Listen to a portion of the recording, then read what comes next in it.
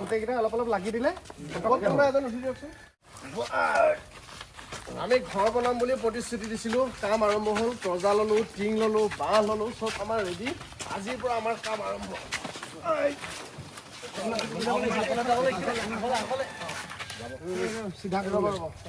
আমি দুখন 407 নাম্বাৰ লৈছোঁ। এখনত আমি তৰ্জা, টিং, বিচনা, তুলি এইবোৰ নিম, আৰু এখনত অকল বাঁহৰ খুঁটা, মালি, বাঁহৰ যিমানখিনি লাগে, যিমানখিনি বাঁহ লাগিব তাত গোটেই বাঁহ আছে। এয়া তৰ্জা। আমি যোৰহাটৰ দীপক দাৰ ঘৰত গোটেইখিনি আমি বস্তু ৰাখিছিলোঁ, আৰু আমাৰ হিৰকে চাহ দি আছে। দীপক দাৰ বৌয়ে আমাক চাহ বনাই দিছে চবকে। চাহেদি আৰম্ভ আৰু ইমানখিনি ভালকৈ কৰাৰ চাহ একাপ লৈ লওঁ। আমাৰ পুৱা চাহকাপ দীপক দাৰ ঘৰতে আমি খাইছোঁ। বৌয়ে ধুনীয়াকৈ বনাই দিছে, আৰু থেংক ইউ সেইটো কাৰণে। দীপক দাই আমাক একদম সহায় কৰি আছে, আৰম্ভণিৰ পৰা বজাৰ কৰাৰ পৰা সকলোৱে সহায় কৰিছে। দাদাসকলেও সহায় কৰিছে। যিসকলে ইউটিউবত চাই আছে, যিসকলে ফেচবুকত চাই আছে, তেওঁলোকক কওঁ আপোনালোকে দিয়া এটা টকা ইয়াত সোমাই আছে। আৰু সকলোতকৈ ভাল লাগি আছে যে আপোনালোকে সহায় আগবঢ়োৱাৰ কাৰণে আজি কোনোবাই এখন ঘৰ পাব, আৰু শিবিৰৰ পৰা হয়তো আজি ঘৰত থাকিবলৈ পাব। এইখিনি আমাৰ প্ৰয়াস, এইখিনি আমাৰ চেষ্টা। আমি যিমানখিনি পাৰোঁ চেষ্টা কৰি যাম অনাগত দিনত। আমি ভাবিছোঁ যে 100খন ঘৰ যদি বনাই দিব পাৰোঁ, তো তাৰ কাৰণে কিন্তু আপোনালোকৰে সহায় লাগিব। আমি চেষ্টা কৰিম যিমানখিনি পাৰোঁ বনাই যাবলৈ। বানপানীৰ পিছত আজি 20 নম্বৰ দিন। আমি সম্পূৰ্ণ 10 দিন ইয়াত আছিলোঁ। তাৰপিছত আমি অকণমান ঘৰলৈকে গ'লোঁ। অকণ দেহা বেয়া হৈছিলে, অলপ ৰেষ্ট ল'লোঁ। এতিয়া আকৌ আহিছোঁ, ইয়াত আকৌ 10 দিনমান থাকিম। আৰু এতিয়া ইয়াৰ পৰিৱেশবিলাক অকণমান বেলেগ হৈছে। মই আছোঁ এখন হোলাংকাটনি গাঁও। ইয়াত আমি এটা ঘৰ বনাম আজি। এগৰাকী বিধৱা মানুহ এগৰাকীৰ আমি ঘৰটো আজি বনাই দিম। আৰু এতিয়া চিটুৱেশ্যনবিলাক বেলেগ। এতিয়া গাড়ী কি হৈছে চাওকচোন, এই গাড়ী এতিয়া টানি টানি লৈ গৈছে। আৰু মই আপোনালোকক কৈছোঁ কি ধৰণৰ সোঁত আছিল আপোনালোকে ভাবক। এখন গাড়ী ৰ'ব দেই, মই গৈছোঁ, এই দুখন গাড়ী ইয়াত পাৰ্কিং কৰা আছিল নৰ্মেল জেগাত, আৰু পানীৰ সতে উটুৱাই নি কি পৰিৱেশ কৰিলে চাওক। এই দুখন গাড়ী এনেকৈ গুচি গ'ল। এতিয়া চাওক, এয়া লাইটত পানী দেখিছেনে? এখনটো বৰবাদ, এখন বৰবাদ, আৰু এখন মই আপোনালোকক গেৰেজৰ ভিতৰত দি থৈছোঁ। সেইখন গেৰেজৰ ভিতৰত আছিল, সেইখনো বৰবাদ। এই চাওক, এই 3খন গাড়ী আছিল পৰিয়ালটোৰ, 3খনে খতম। এতিয়া আকৌ টানি টানি লৈ যাব লাগিব ডিলাৰত। কিমান দিনৰ পিছত ভাল হয়, কিমানটো পৰ্যায়ত ভাল হয় তাৰ ঠিকনা নাই। এই লাইটত পানী দেখিছেনে? ইছ ৰাম, ভয়ংকৰ ভয়ংকৰ। গাড়ীৰ ভিতৰতো চাওকচোন এবাৰ, বোকা চাওক, পলস চাওক। কিমান কষ্ট কৰি লোৱা এখন গাড়ী, কিমান সপোনৰ এখন গাড়ী মানুহৰ।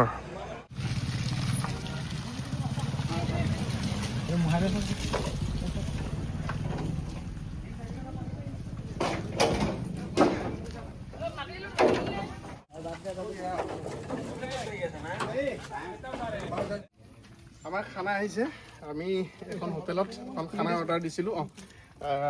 বেলেগ একো দিয়া নাই। আমাৰ 15জন মানুহ, আমাৰ টিমটোত 15জন মানুহ আছে, আৰু 15জন মানুহৰ কাৰণে আমি মাংস আৰু ভাত, বেলেগ একো নাই। তাৰমানে দালি চব্জি এইবোৰ কৰি থকা নাই। এইফালে দীপক দা আছে, এইফালে আমাৰ অভিজিত দা আছে। খানা আহি আছে। আমি অকণমান খাই লওঁ, তেতিয়াহে আমি কাম কৰিব পাৰিম। দূৰ লাগিব, বাঁহ নমাই আছোঁ আমি এইফালে পূৰা। খুঁটা একদম ভলুকা বাঁহৰ খুঁটা দিছোঁ, মানে এনেই সৰু জাতি বা মকল বাঁহৰ খুঁটা দিয়া নাই, যাতে তেওঁলোকে ঘৰটোৰ ভিতৰত থাকিলে সুৰক্ষিত ফিল কৰে, যাতে বতাহ আহিলেই ঘৰটো বেকা হৈ নাযায়। সেইকাৰণে ভলুকা বাঁহ আমি স্পেচিয়েলি কটাইছোঁ, আৰু ভলুকা বাঁহ কাটোতে আমাৰ 6 দিন সময় লাগিছে।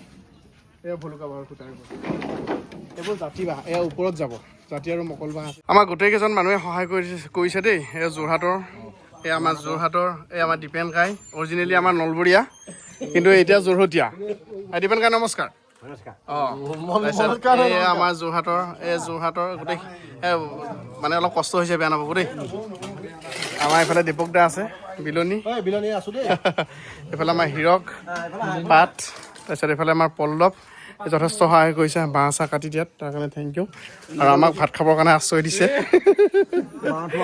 আৰু এইজন মানুহ হ'ল নাৰিকল গছত উঠি গৈ নাৰিকল গছত ৰোৱা মানুহজন, ভাইৰেল মানুহজন। এতিয়াহে অকণমান সকলোৰে মুখত হাঁহি আহিছে, মানে লাহে লাহে। তাৰপিছত আমি এনেকৈ অকণমান দুটামান খাই লওঁ, তাৰপিছত আকৌ আমি কামত লাগিম দেই। এতিয়া বাঁহ লৈ ভিতৰলৈকে আহি আছোঁ, গাড়ী নাহে, বোকা। আমি এগৰাকী মহিলা ঘৰলৈকে আহি আছোঁ। তেওঁ এগৰাকী বিধৱা মহিলা, আৰু ল'ৰাটো অসুখীয়া, কাম কৰিব নোৱাৰে, তেওঁৰ ঘৰটো আমি অকণমান মেৰামতি কৰি ঠিক কৰি দিম। অঁ সেইফালে নিয়ক চলক, এইফালে বোকা আছে। বাপৰে বাপ,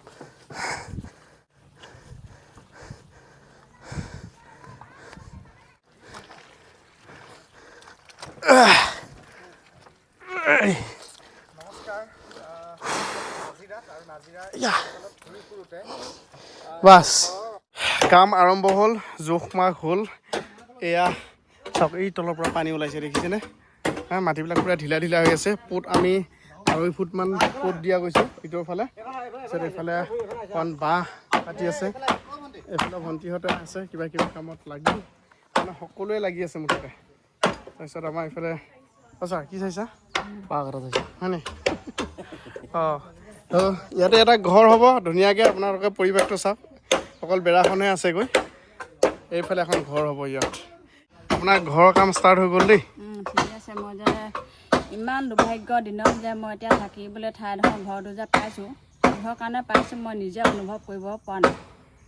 একো নাই, মই কৈছোঁ নহয় আপোনাৰ, আমি আছোঁ আপোনাৰ লগত বুলি কথা দিছিলোঁ যে, তো সেইকাৰণে এতিয়া আহিলোঁ। এতিয়া কাম চলি আছে, কাইলৈ আপুনি ঘৰ ধুনীয়াকৈ থাকিব পাৰিব। আৰু আমি একদম বিচনা চিচনা চব দিম দেই, ধুনীয়াকৈ শুব পাৰিব। আৰু বাচন বৰ্তনো আনিছোঁ, বনাই মেলি খাব পাৰিব দেই। অঁ ঠিক আছে।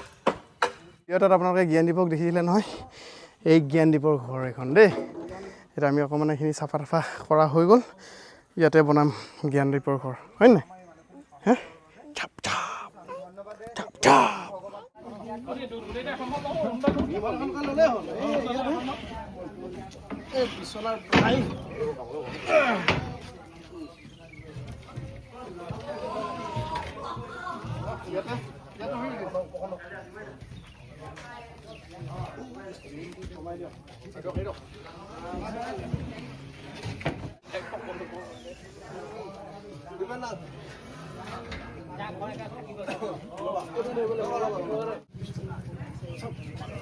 লাগিব নহয় হ'ব, নাই নাই লাগিছে।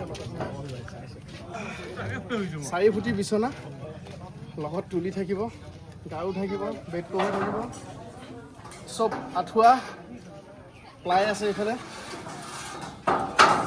আমি আৰু এটা ঘৰ চাব আহিছিলোঁ, সেয়া ঘৰটো এনেকুৱা এটা অৱস্থা। এইখন একেবাৰে নাই, সেইফালেও নাই, ভিতৰৰ ফালেতো একোৱেই নাই।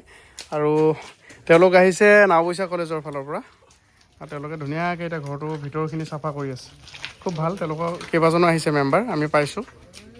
গতিকে এই নাওবৈচা কলেজক ধন্যবাদ জনাইছোঁ। নাওবৈচা কলেজৰ ফালৰ পৰা ন, হয় নহয়?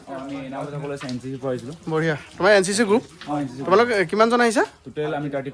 35। গতিকে 35জন যুৱক যুৱতী আহিছে, চবেই ধুনীয়া এনেকৈ লাগি আছে। তেওঁলোকে বোকা গুচোৱাত লাগি আছে, আৰু এই বোকা গুচোৱাৰ পিছত তেওঁলোকে ব্লিচিং পাউডাৰ দি এইখিনি অকণমান চফা কৰি দিব।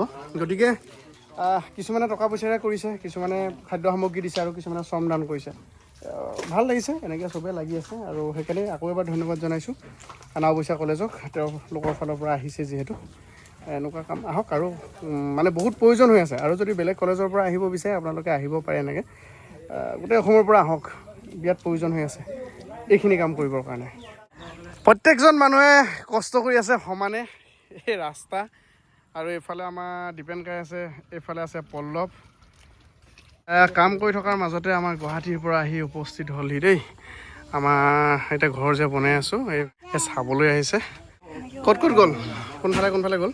কালি আমি গ'লোঁ বেতবাৰী, দগাঁও, তাৰপিছতে শিমলুগুৰিৰ মানে ভিতৰৰ গোটেই অঞ্চলখিনি কেন্দ্ৰ কৰি বাইলুংগাঁও ভিতৰত প্ৰায় 8খনমান গাঁও আজি ধৰিলে 13-14খন হ'ল আৰু মানে টোটেল গোটেইখিনি। 60 ঘৰ মানুহৰ ওচৰলৈ গৈছিলোঁ। ঠিক আছে, আজিও 250মান হৈ গ'ল। বঢ়িয়া।